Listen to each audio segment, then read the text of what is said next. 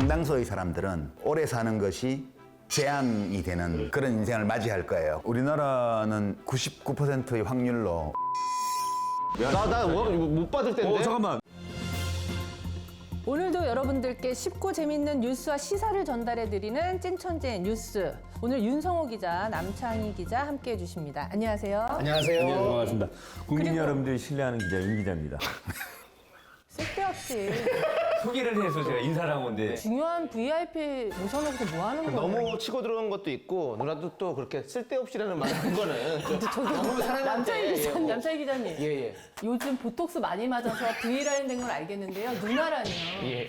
죄송합니다. 예? 예. 선을 지켜주세요. 네, 지금, 앵커님, 그렇습니다. 지금 뉴스 데스크 시간입니다. 본인 네. 소개는 나중에 하고요. 네, 알겠습니다. 오늘은 특별히 전문가분을 한 분 모셨는데요. 유시민 작가님 오셨습니다. 안녕하십니까? 네, 안녕하세요. 네.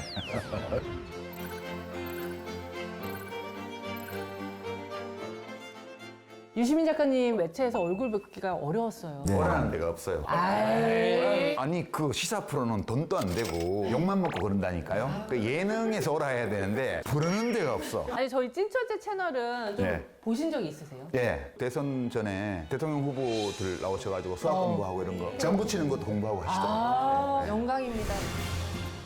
먼저 첫 번째 뉴스 남창희 기자님이 준비하셨죠? 네, 그렇습니다.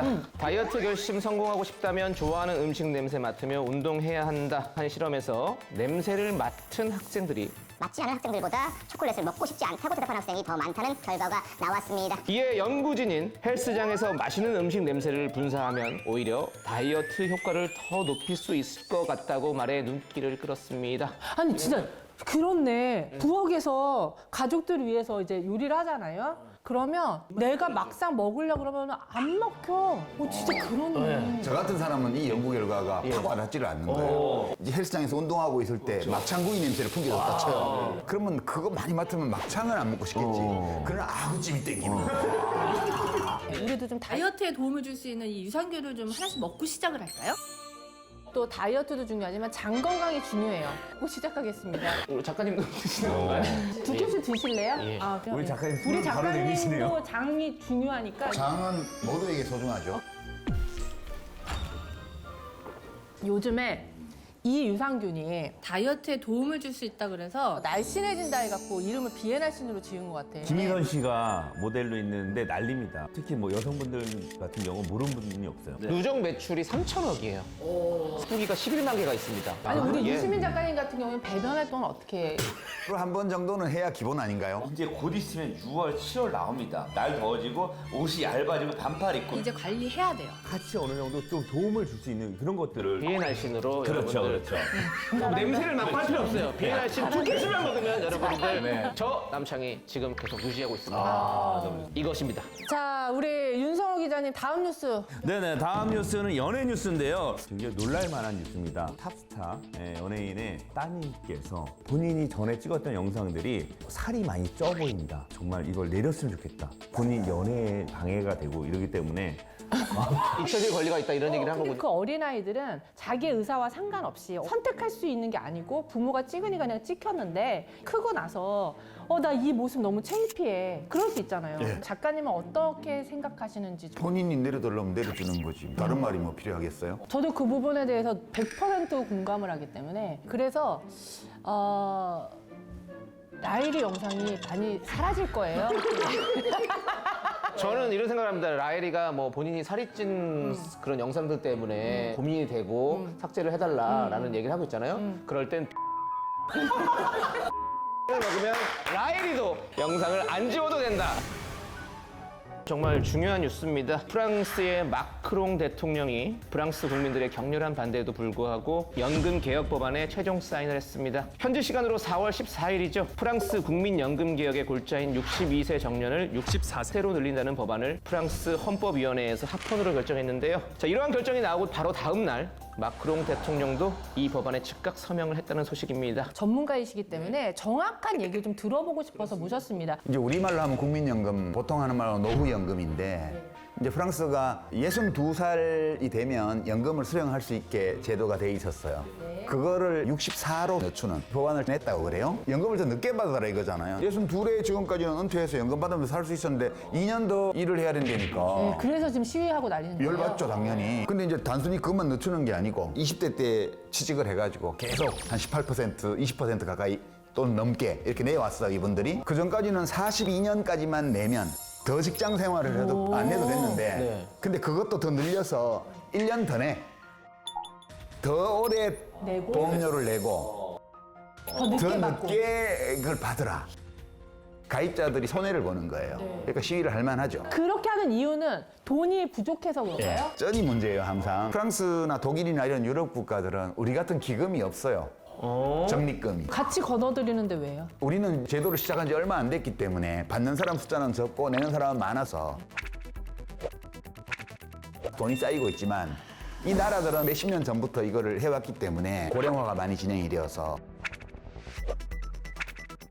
쌓였던 돈은 다 녹아 없어졌고 이미 그 해 가입자들한테 돈을 받아서 그걸로 노인들에게 연금을 지급하는 부가식이라고 그래요. 부가식. 우리는 이제 쌓아놓고 하니까 적립식이라 그러고 모든 나라들이 처음에는 적립식으로 시작했어. 나중에 부가식으로 갔어요. 지금 부가식으로 하고 있는데 금년에 처음으로 적자가 난 거예요. 프랑스가. 한 우리 돈으로 2조 5천억 원 정도? 그렇게 많이? 이제 원래 시작이고 해마다 노인 인구는 비율이 자꾸 늘어나니까 훨씬 더 늘어나게 돼 있어요. 정말 발등에 불 떨어진 상황이네요. 적자가 난 상황이니까 어디선가 돈을 갖고 와서 이걸 메꿔야 될 거 아니에요. 그렇죠. 이 돈을 어디서 가져와요?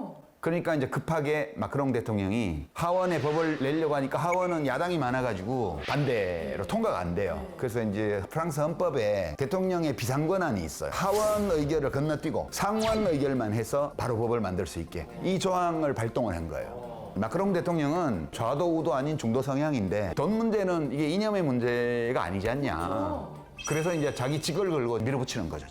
근데 이제 반대하는 사람들 입장에서 보면 우리가 국가를 위해서 사는 건 아니잖아요. 우리는 나를 위해서 사는 거죠. 그렇죠. 아. 그러니까 그거를 마냥 나무랄 수도 없어요. 인구 구조는 몇십 년 후가 이미 다 거의 정확하게 예측이 되거든요. 돈 받을 사람이 몇 명이고 돈 내는 사람이 몇 명이고 이게 다 나옵니다, 계산이. 네네네. 보험 지급액을 깎는다든가 더 늦게 해준다든가 이러면 사람들이 야 미래는 불확실한데 지금 돈 많은데 뭐하러 그렇게 하는 거야. 어떤 정치인이 나서가지고 그래서 지금 해야 됩니다. 그러면 너 나가. 그쵸. 그러니까 아무도 안 하는 거예요, 이거를. 아무도 안 해가지고 문제가 터질 때까지 그냥 흘러가는 거예요. 골맞구나 이게. 그러다 터지면 그때는 수습이 불가능해요. 근데 지금 마크롱 대통령 시대에 터진 거네요. 그래서 지금 터진 거죠. 났으니까. 네, 폭탄을 돌리다가 마크롱 손에서 터진 거죠, 이게. 약간 옛날 가족을 얻던 그 느낌이 있더라고요. 저는 개인적인 견해를 묻는다면 제가 프랑스 대통령이어도 마크롱처럼 마크롱이 아니다. 마카롱은 냠냠짭짭 마크롱처럼 할 것 같아요. 그게 뭐 훌륭하다든가 그런 게 아니라 하지 않으면 안 되는 일을 했다는 점에서 우리나라도 국민연금에 대해서 지금 얘기가 많습니다. 우리나라는 지금 국민연금 기금이 약 950조 원, 금년 연말 되면 1000조 원까지 갈 거예요. 이게 돈 이제 많다. 앞으로 한 20년 후쯤 되면 1700조, 1800조 원 정도에 육박할 겁니다. 우리나라는 지금 고령 인구가 더 많이 늘어나고 있는 상태인데 어떻게 이게 이렇게 쌓일 수가 있죠? 우리나라는 아직 받는 사람 숫자는 적고 내는 사람 엄청 많거든요. 아직은 지금 우리는 언제 폭탄이 터질지 우리도 몰라요, 지금. 우리나라는 99%의 확률로 언제 폭탄이 터질지가 다 나와 있죠. 언제예요? 2019년에 계산한 건데 우리 국민연금이 첫 적자를 내는 해는 그러니까 들어오는 돈보다 지급하는 돈이 더 많아지는 해는 두두두두두두두 2042년.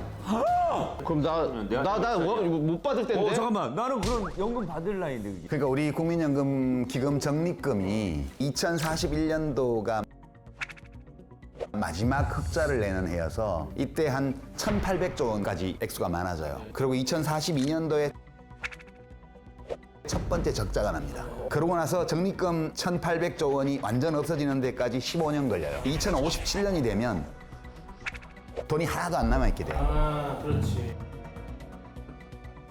그럼 너무 가까운 미래예요. 이제 문제가 뭐냐 하면 지금 프랑스의 경우에 65세 이상 인구 비율이 21%밖에 안 돼요, 지금.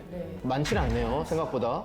근데 우리나라가 2057년이 되잖아요. 65세 이상 인구가 전체 인구의 45%에 육박합니다.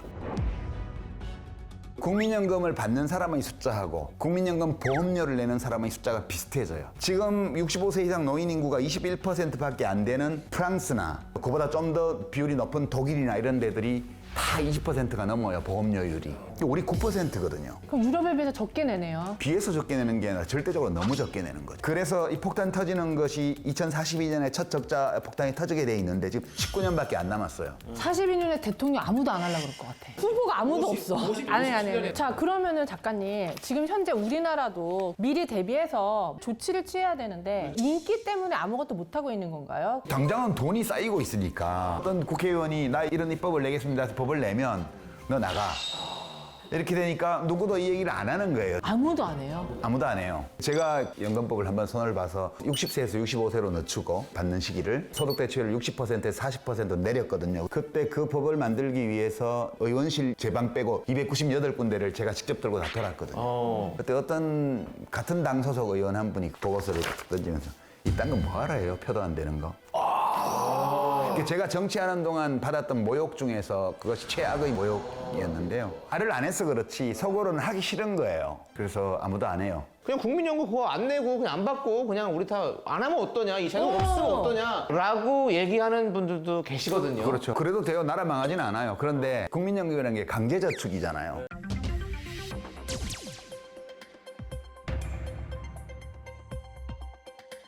자기가 잘 노후 대비를 해서 오래 사는 게 축복이 되는 사람도 있겠지만 상당수의 사람들은 오래 사는 것이 재앙이 되는 그런 인생을 맞이할 거예요. 그러면 국가에 손 벌리게 돼요. 생계급여 달라고. 그러니까 그거는 자기 인생에 대해서 모든 사람이 다 책임질 수 있으면 이런 제도가 필요 없죠. 근데 이것은 인간이 불완전한 존재라는 것을 우리가 인정하면서 만든 제도고 여러 역사적 경험으로 볼 때 이 제도가 없이는 고령 빈곤이 생길 수밖에 없다. 그런 거여서 젊다고 해서 그렇게 너무 자신하지 마시오. 나는 그렇게 말하고 싶어요. 청살리 벽개수야 수위감을 자랑 마라. 그런 시조도 있잖아요. 오늘 저희 찐천재 뉴스 유시민 작가님께 엄청난 얘기를 들었습니다. 불과 19년 후 2042년이면 국민연금이 고갈된다고 합니다. 아니 고갈이 아니고 적자. 2057년이 고갈된다고 얘기했어요. 적절한 고갈을 좀 이해 못 하신 것 같은데? 잠깐 물어보세요. 적자랑 그거랑 모르신 건 아니죠? 공부왕 찐천재가 그럴 리가 있나요? 아니 이걸 왜 몰라? 여러분 적자나 고갈이나 한 끗 차이입니다. 적자가 나면 고갈이 되고 맞아요.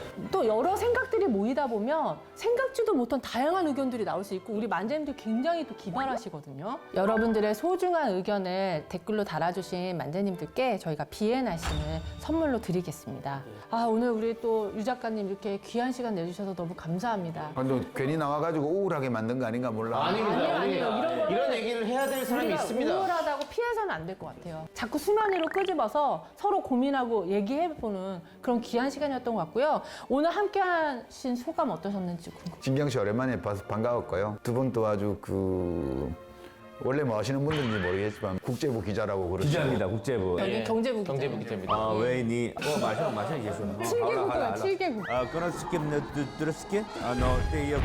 고수 안 먹었지. 요즘 기자분들을 제가 피하는데 이거 유능한 기자 두 분을 오늘 만나 뵈서 아주 즐거웠습니다. 네. 4월 28일 유시민 작가님과 함께한 찐천재 뉴스 여기서 마치도록 하겠습니다. 함께해 주신 만재님들 감사합니다. 감사합니다. 감사합니다. 수고하셨습니다. 네, 수고하셨습니다. 이거 다 해야 되는 거야, 이거? 천재가 되자 천재가 되자